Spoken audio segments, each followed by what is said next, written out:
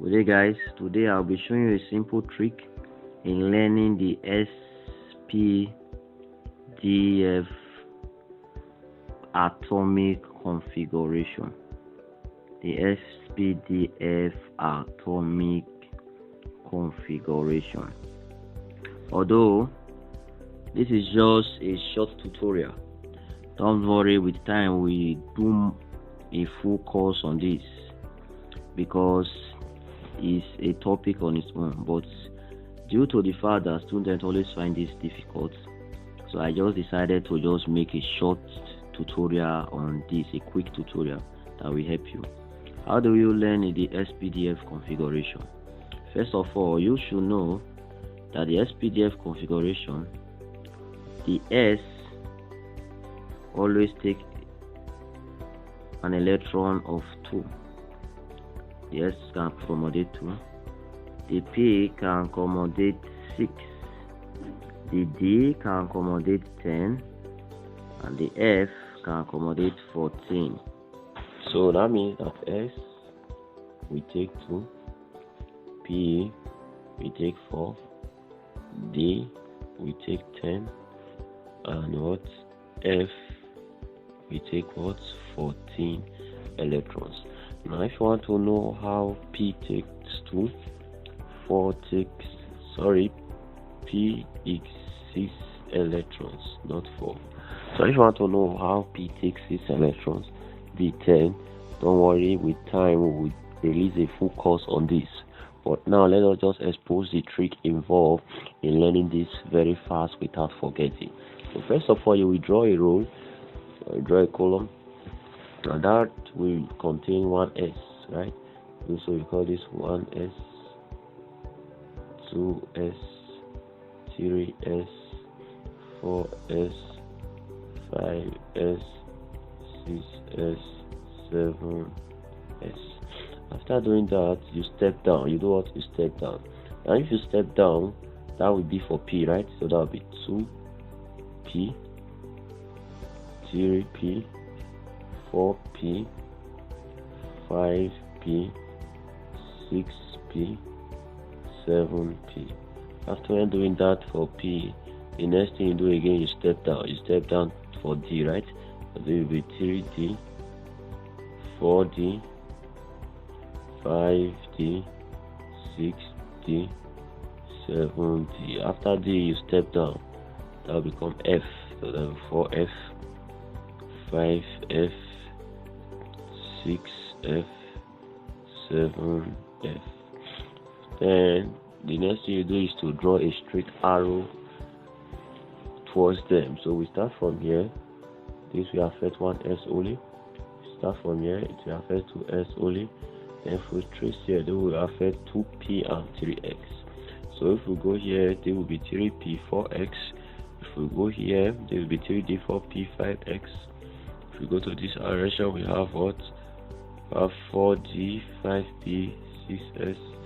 Then we go here, we have 4f, 5d, 6d, 7x. If we go here, we have 5s, 6d, 7p. We go here, that will become what? 6d and 7d. And lastly, 7f. Now, this model is called OBAF principle. It's called what? OBAF principle. But don't worry, under that course we will demystify everything. So how do you write those things out? You follow the arrow. The first arrow direction we see there is the 1s, right? So that will be 1x. Well, that s now has what? Number of electrons, which is what? 2. So that's why I write 1s2, comma. Now the next one is what? 2s2. So that will be 2s2, right? Now if we follow the arrow, the next one is what? 2p. So that will be what? 2p6, right? After 2p6, the next one is what? 3x. Now 3s, what's the power of? So that will be 2, right? And the next one is what? 3p. I know p can carry 6, right? So 6. The next one is what? 4s2. So that's how you write it, following the arrow, going and going and going. Are you getting it now? So if this is true, this is very simple. Now note for the first 20 elements, the first 20 element does not have D configuration. So this means that this is enough. Are you getting it now? It's enough to configure the first 20 elements.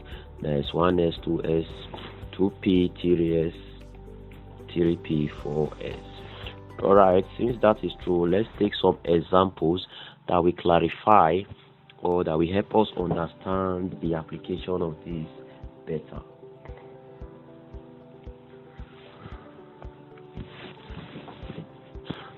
Example 1.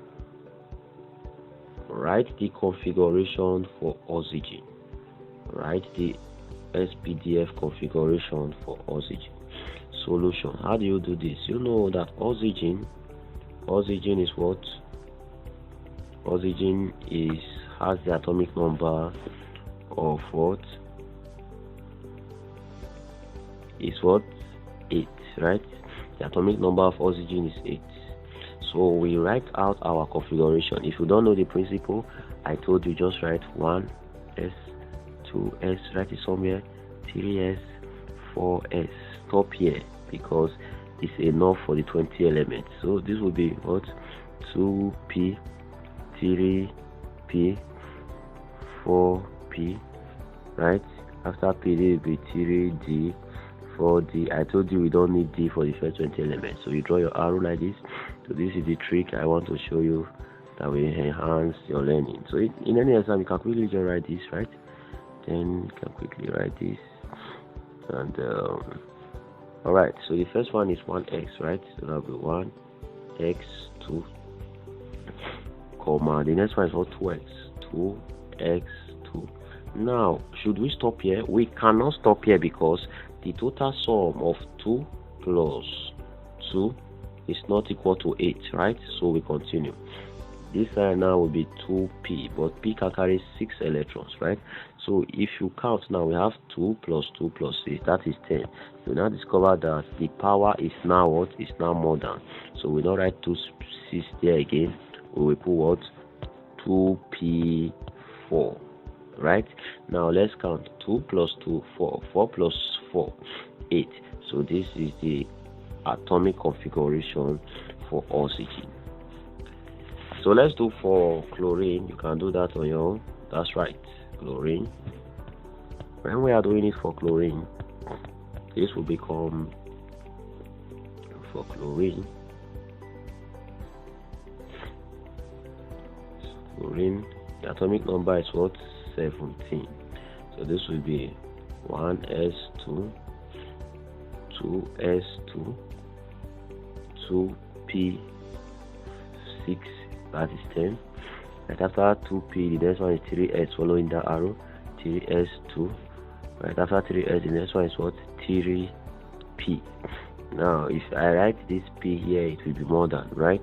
So what will I add to p now to make it equal? Because we already have 2 plus 2, 4, 4 plus 6, 10, 10 plus 2, 12. So what are we going to add? 5, right? So the atomic configuration for chlorine is 1s2, 2s2, 2p6, 3s2, and 3p5. It's just that easy. Very, very easy. So let's do one more example that will help us understand this concept very, very well. One more example on this. One more example on this. What is the Spdf configuration for nitrogen? The Spdf configuration for nitrogen. That's question 3 now. Nitrogen. You know nitrogen has an atomic number of 7, right? That's 7. So we go 1s2, right? 2s2. Then this will now be 2p what? 3. Very, very easy. Now, before we end the class, let us talk about Spdf configuration for ions. Spdf configuration for ions.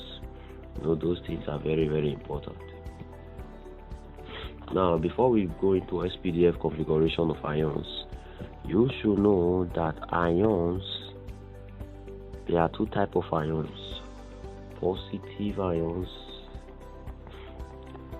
and negative ions. Now note this very carefully. Positive ions happens by loss of electrons. They are possible by what? Loss of electrons.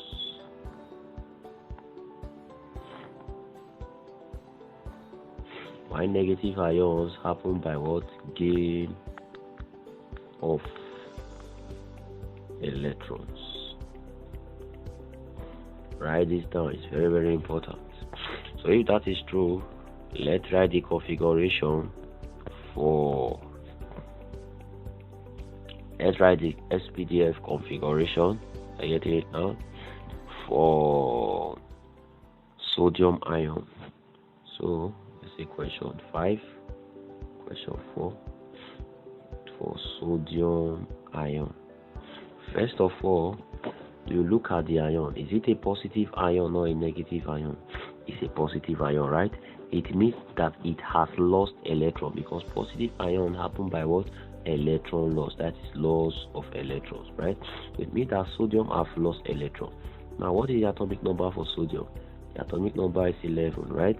Now since it has lost electron, how do you know how many number of electrons it has lost? You look at the power. The power here is plus. It means it just lost 1 electron, right? So this will become 11 minus 1 equal to 10. Now this 10 will now be what we will now write the Spdf configuration for. So this will be 1s2, 2s2, 2p6. So the Spdf configuration for sodium ion is 1s2, 2s2, and 2p6. Let's take another short example on this. What is the Spdf configuration for oxygen ion? What is the Spdf configuration for oxygen ion? So that will be number 5. Oxygen ion O2 minus. Now first of all, you observe oxygen ion. How do you do this? What is the atomic number for oxygen? The atomic number for oxygen is 8, right? Now since it is an ion, is it positive or negative? It's a negative ion. Now remember that a negative ion happens by what? Gain of electron. Now look at the power. This is what? Minus 2. So it means that it has gained two more electrons. Listen very carefully. It's very important to understand this. So this will be what? 8 plus 2 equal to what? 10, right? So this 10 you now have is what you will write the configuration for. So that would be what? 1s2, 2s, 2s2, 2p6. So the configuration is 1s2, 2s2, and 2p6. So if that is that, take this as your assignment. What is the Spdf configuration of calcium ion? What is the Spdf configuration of nitrogen ion, potassium ion? Thank you very much. God bless you. Thank you for watching. I told you more and more will be coming. God bless you.